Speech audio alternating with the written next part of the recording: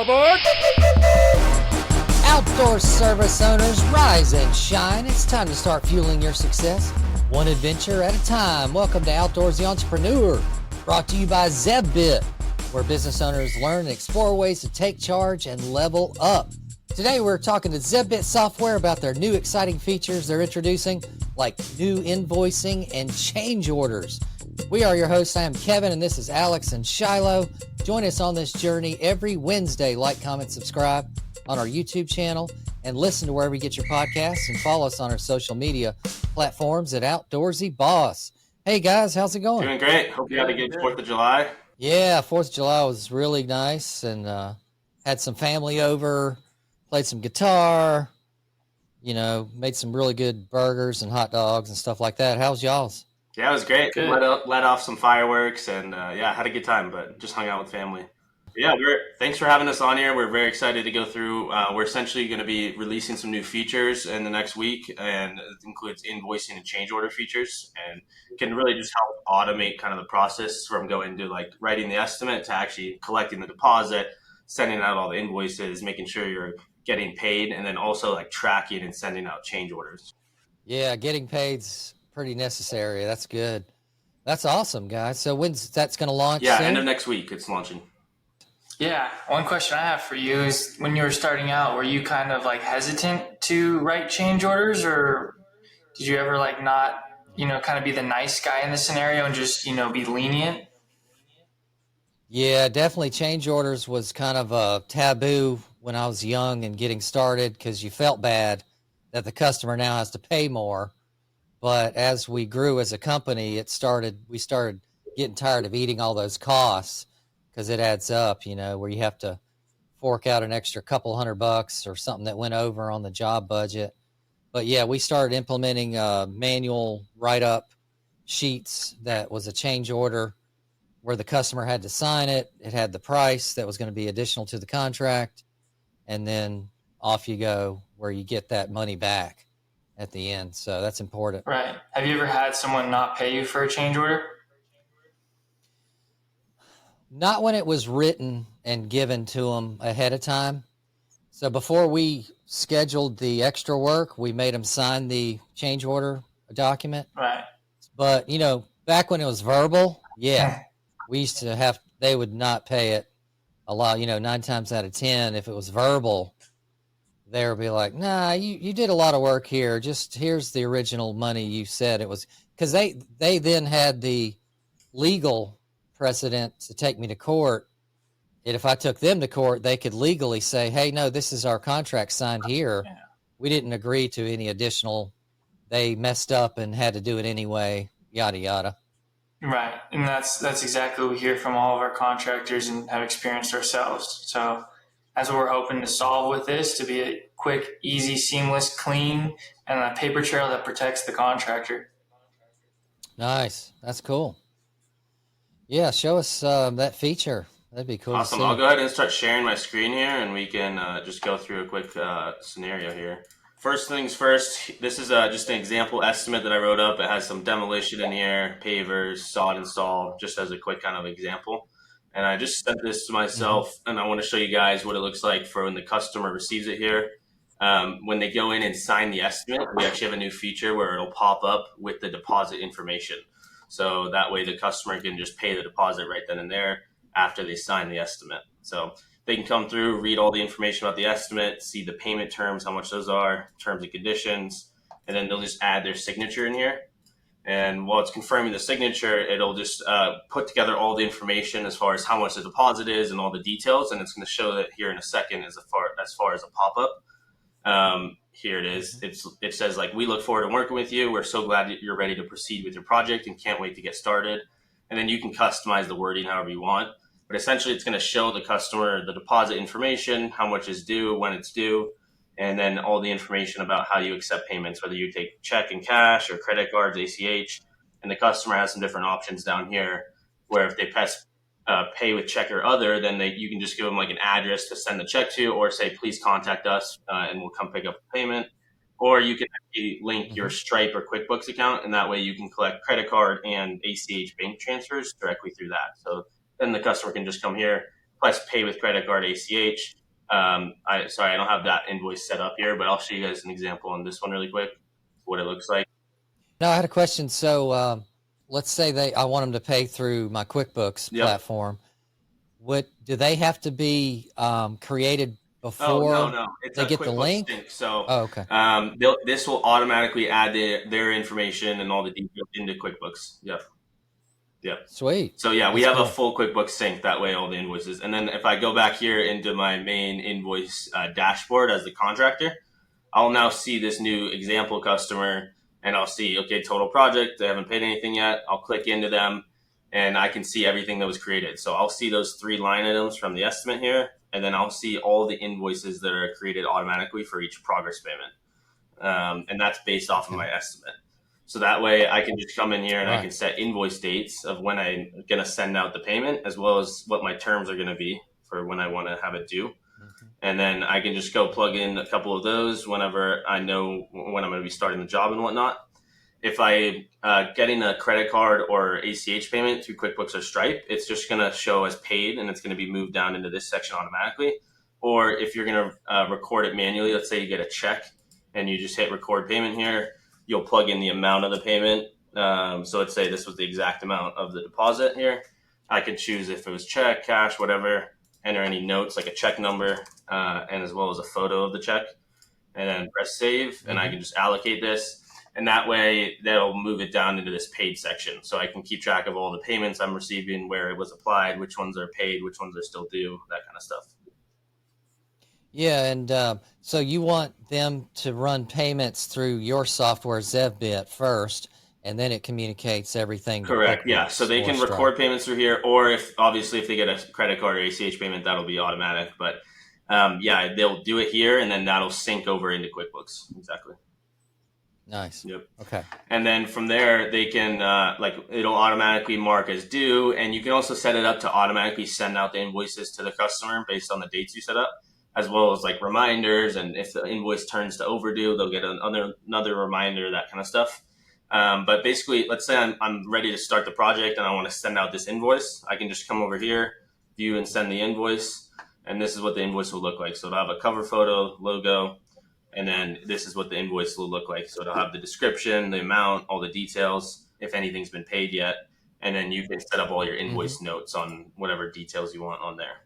And that way I can just come here, press send to customer. We have a few different options where you can send it via email, or you can copy the link and text it over to them. So there's a couple different options for that. But let's say I just hit send invoice here, send to customer.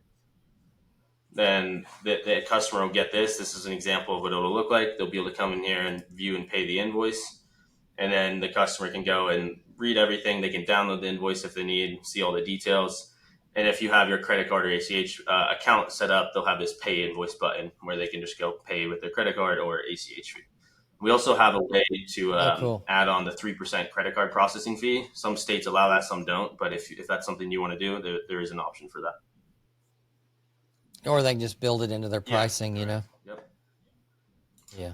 So that's kind of how it works with the invoices. You'll also be able to see when it's sent or viewed, like if a customer has viewed the invoice or not. We also are generating receipts for every payment you receive. So I can go here to view and send the receipt. It's going to show a receipt of the payment, the details, which invoices it was applied to, and you can set this up to also be sent out automatically if you want. And you can set this platform up for payments even on a recurring service. So there is some options for recurring, but not like fully automated there. We are going to be adding in some more. Essentially, we need our scheduling before we can fully do recurring invoicing. So we're our scheduling is like the next features we're working on. So once that's out, this will be more ideal for maintenance companies. No doubt. Yeah, we're in the same boat now where we have to manually push out recurring invoices every month in our QuickBooks program. So yeah, definitely. And then from there, you can also do change orders, which is super cool. So we can basically come here to change order, and this is a pretty neat feature we've built in here where, let's say I click into pavers. This is going to be from the signed estimate, and it's signed here. Let's say the customer wanted to increase the patio from 750 square feet to, let's say, 1,000. I could just come in here and plug in 1,000 square feet in here, change it to whatever it's going to be. And as you'll see here in a second, it's going to recalculate all the numbers. So here's 1,000. This is the 750 that was there before, and it's going to show me my signed estimate number, my new price, and how much the change order is, how much the difference is. So I could just go in and change whatever the change order is, whether I'm changing the square footage of the pavers, or if, like, let's say in a different scenario, I'm just changing the type of the pavers from Belgard to Unilock. That's also going to trigger a change order because the price of the pavers are different. So whatever the specific change order is that you're doing, you can just change anything in the estimate here, and it's going to recalculate the numbers and show you what the difference is so that you can calculate how much you actually need to be charging for that change order. Awesome.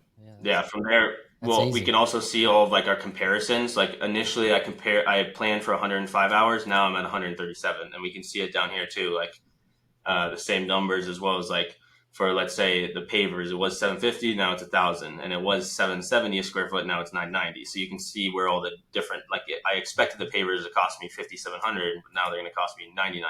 So you can actually calculate those numbers and figure out exactly what you need to be charging differently. Awesome. That's kind of how the change orders work. In here, you'll just put in a description, like increase from 750 to 1,000, or whatever the description you want to put in here for the client. And then you can plug in, you can also do negatives. Like if I want to put in, instead of 2,200 square feet of sod, I want to do 1,500 square feet. It'll create like a negative change order. So you could put like in here, remove sod or whatever detail you want. So there's options for that. Okay. So yeah, that's kind of how the change orders work. You can also add in new change orders. So if I come up here and I search like a new line item, let's say the customer, it wasn't in the initial estimate, but now they want to do a concrete patio. I can come in here and I can click on concrete and add that in. So now I'm including that line item as the change order. So then that works like a regular estimate. I can just go plug in the square footage and all the details, and it's going to be calculated for me like a regular estimate would be. Okay, cool. Yeah. So I'll show you real quick the next kind of steps from here, because once you do a change order, you have to then kind of adjust your payment terms to allocate the new amount of the change order. So I'll show you that here in a second. I'm just going to plug in the name here, increase size of patio. I have like these 3 different change orders. Over here on the right side, I can view like my total project went from 29,000 to 40,000. So it's a $10,500 change order. I can see where all my costs and profit margins are lining up, and I can make sure everything looks good. And then I can come here and I can send the change order. I can also save it as a draft if I want to come back to it, or I can internally confirm it for like a small change order that you don't need to have the customer sign. Then you can just confirm it. But from here, I'll just go to send change order, select which ones I want to send. And then I can choose how I'm going to adjust the payment terms. So we can either add like a new invoice. Let's say you're going to say, I'm going to have a separate payment for the change orders. Or you can add it to your next non-sent invoice here, or you can split it evenly in the non-sent invoices. So we have like a couple of different default options here. But for whichever one you select, then it's going to show this allocation window, and I can come in here and I can allocate it however I want to my different payments. So that's kind of, let's say I just added a new one in here, and I'll put payment for change orders, and then it'll have all the details of that payment. I'll just hit confirm here, and then it'll generate all of this information into like a change order that I can actually send out to the customer. So here it's going to show increased size of patio with the description and the sod and the concrete. So whatever you included, it'll show here on the change order. It's also going to show the customer a summary of the signed line items, any payments that have been received, and the change orders. That way they can see like a running balance of the project. And then it's going to show any of the remaining payments and the new one that you added in there. And I didn't select an invoice date on this, but if I selected an invoice date, it could also be at the top here. Maybe you're going to collect that change order payment immediately. And so if you put the invoice date on there, it'll move it, it'll sort it in this table based off of that. Yeah, that's good to know. And that's really quick and easy. And like you said, it provides that running record, legally binding contract documents that you can have in your arsenal if the problem comes up where they say, God, they can't say now, gosh, how come it's more now? Yeah. Exactly. And then you can just add your signature right in here, and then you can send it through the system. That way the customer can review it, read everything, and then they can sign it themselves, so that you actually have like a signed change order with everything updated. So yeah, basically just press send here, send the customer. They'll get that via email, and then they can go in there and sign it. Or I could come in and internally confirm it. Either way, however you want to do it. I'll just show you a quick example if I'm gonna just internally confirm this. Confirm. And then here, back on the invoice page, it's going to now show those change orders here with the confirmed or signed or sent, whatever the status is. And I can see all the details of where that's broken down, as well as it's going to update my payments. And then I can come here to my summary. And at any time, if the customer wants to see like a summary of where everything's at, you can send out this summary, which is going to show all the details of where the balance is and the remaining payments. Not necessarily a change order, but just a summary of a status of where the project's all at. So yeah, those are kind of a couple different things that we've built into the system here. Yeah, I think just right there, you see how during a project things can get complicated, adding things, subtracting things. And if you don't have a good system, then it's like he said, she said, and then it's setting the project up for not a good end. Exactly, yeah. So this is good, formal, easy to do, just very quick. Almost like when you're building the estimate from the get-go or the quote. It's a similar process. You're just going in, editing amounts of each service type. And it happens so often too, because once we start a job, we think, yeah, we measured it for this. And then, oh God, I didn't measure the hillside. I totally blanked. But the good thing is when we're doing quotes, you got to be very specific in your wording. So if you forgot or didn't see an area, it's not listed in your quote. So you can't be held accountable for that missed back slope because it's not in your original description saying, hey, we're going to do the fenced in portion of the backyard only of sod or whatever the service is. So that's one thing I would say as us as business owners is, change orders are awesome because they do happen. But to protect yourself further, be very descriptive in your initial quoting in where those parameters lie in your work. Absolutely, I would definitely agree with that because if you're not providing like a good description of what you're actually including in the estimate, then if you think a change order comes up, the customer goes and looks at the estimate. If it's not detailed, they're like, "How do I know this wasn't included?"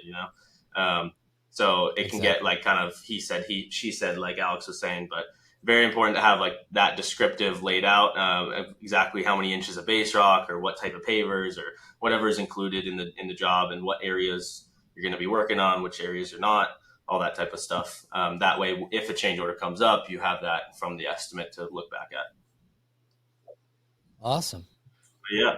So that's pretty much it. Yeah, that's most of our new features coming out here with invoicing change orders. We have a couple other things in like the settings to set it all up, but we don't have to go through all of that. From there, we also did a couple other updates to the CRM and estimate dashboard itself. Here, we've like kind of increased and updated the UI of everything. And then if I just go in and add a quick lead in here as an example, we've actually split our estimate a little bit. That way, the contractors can see it more broken down by labor, material, subs. I'll show you here in a second on this paver line item. So let's say I plug in like 500 square feet of pavers. Something new that we've done now is this table down here. We've split it into labor, materials, and then let's say I come and add an equipment up here for 6 hours or a piece of rental equipment.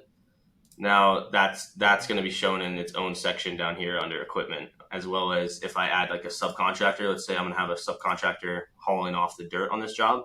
If I select that in, now it's going to show like a separate section for the sub. So this will just keep it all a little bit more organized. Before, this was all in one list, but now it's kind of separated into the different things just so you can keep it organized and make sure everything's accounted for. So that's cool. But yeah, that's some exciting updates we got here. From there, we're going to be working on like our next features. We're actually doing like a crew work order form that will basically take all this information and just generate a list of this stuff without the charge. That way you can give it to your crew and they can have like a PDF of like everything that was planned for and included in the estimate, just so they know what's going on. Yeah, create a job folder for the crew and have a design in there with it, pictures, or use Company Cam or some other kind of picture type software as well to tie it all together. So you minimize the mistakes, you get more accurate in the production. And obviously meeting them on site's crucial for us at the beginning, because, you know, the estimator was there, but now the crew needs to be there and be kind of introduced to the customer, checking out the terrain, you know, access points. The customer may not like you to use their side gate. They want you to use the other side for access. And a lot of times, often we'd have to take down panel sections of fence, and we have to get their authorization for that. So that's good to have your crew see all those points of interest there. Yeah, absolutely. That's cool, man. We're also going to be doing some stuff with job costing in the future. So that's going to be really exciting, because where you can basically have all these estimated information, and then with the change orders, you have like updated estimated information. And then what you actually need to do is compare that to like what you actually spent. So you track a list of all the materials you bought on that job, any subs you paid for that job, and then the actual man hours. Yeah. And the next thing we're working on is a system that can kind of put all that in one place and compare it all. That way they can know, okay, I estimate all these numbers, but what did I actually spend? That way they can get more and more accurate and start improving the accuracy of their bids going forward. Yeah, it's tying everything together from your estimate to job costing. The numbers don't lie, and being able to track it clearly from start to finish is where you'll be able to see what happened in the project, learn from it, and then improve on your next one. Yeah, that's awesome. Very exact, very easy to use. The Zevbot software, they've got a link in the description below to save you guys on getting started with their program. They're constantly adding new features. They're great guys to work with. And if you guys got questions, you know, any customers that are new, you help them get onboarded and, you know, help them develop budgets and get their numbers right. And then they're off to the races with all those preset service levels and types that you have in your software, pavers, concrete, you know, lawn work, etc. It makes it easy because they have, you know, some production rates that can be custom added into their sign-up platform and make it customized to them. So it's very accurate information there. That's good. Well, that wraps up this episode, guys. Let the Zevbit guys know if you have any questions about their software, things we've covered today. They're constantly making improvements on their software, making it easier for us business owners to level up and take charge. Make sure you subscribe to the Outdoorsy YouTube channel and hit us all the notifications, ask questions, and check out our podcast every Wednesday. Follow us on our social media platforms at Outdoorsy Boss. Thanks, guys, for showing us this awesome add-on and features that you have going on with the invoicing and the change orders. That's so important for us as owners to recoup and make sure we're getting all those charges accounted for. Yeah, so, thank you for having us on. Appreciate it, guys. Yeah, thank you. All right. All aboard!